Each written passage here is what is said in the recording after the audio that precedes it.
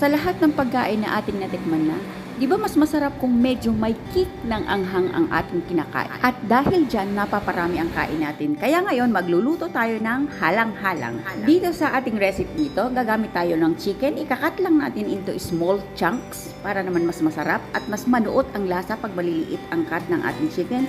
Hugasan at i-drain ng mabuti.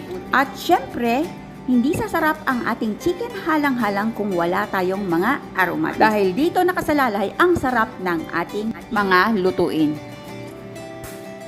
Tara na, umpisahan na natin ang pagluluto. Maglagay lang tayo ng konting mantika sa kawali at igisa ang ating bawang, ang ating luya,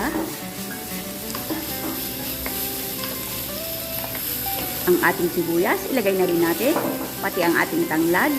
At isalin na rin natin ang importante sa lahat, ang ating sili. Ang sili natin ilalagay ay depende kung gaano kaanghang ang gusto nyo. Lutuin lang natin mabuti hanggang sa mag-caramelize at lumabas ang aroma at lasa ng ating mga aromatics.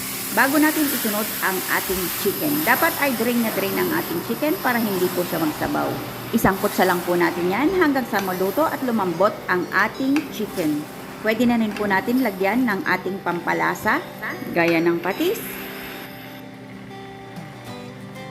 ang Knorr cubes, ang ating paminta, at saka natin haluin mabuti. Saka natin takpan at lutuin hanggang sa lumambot ang ating chicken.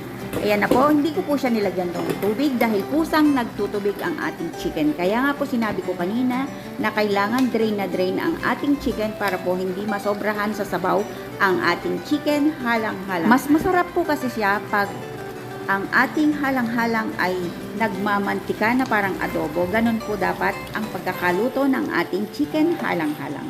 So, ayan na po. Dahil ready na, ilagay na natin ang ating pang-garnish na green at red na ayan. Luto na ang ating chicken halang-halang. Ihanda na natin ang ating isang kalderong kanin at tiyak na mapapa-only rice ka sa sarap ng ating chicken halang-halang. Kain na po tayo. I hope na nagustuhan nyo ang version ko ng chicken halang-halang. Try nyo din po magluto. Promise, ang sarap niya. Thank you very much for watching. Until my next one. Bye!